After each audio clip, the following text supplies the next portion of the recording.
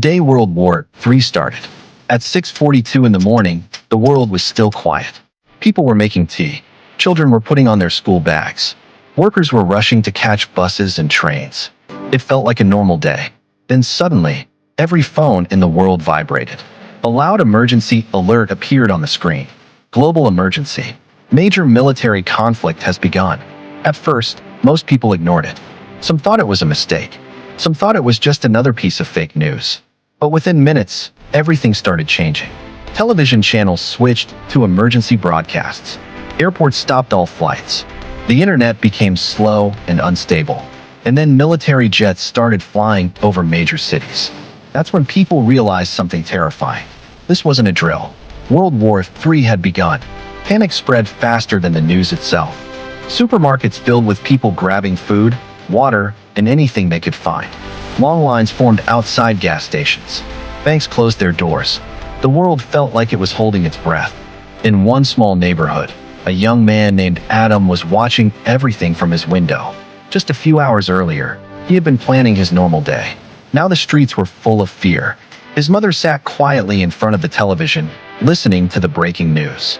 His father said something that stayed in Adam's mind forever. Wars are started by leaders, but they are suffered by ordinary people. Outside, sirens could be heard in the distance. Governments around the world were preparing for the worst.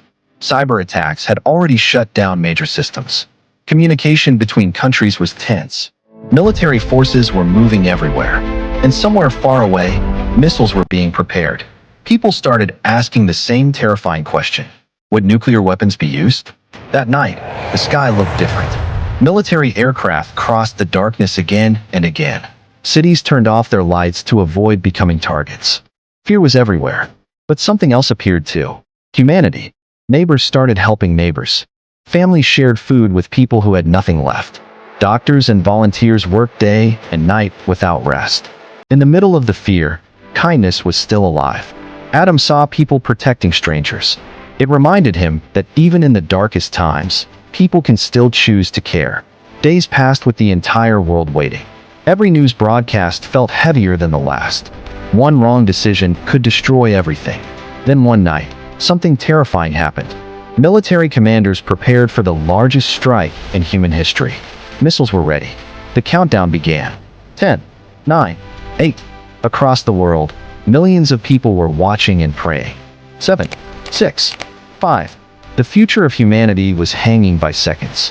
4, 3. Then suddenly, everything stopped. A message arrived.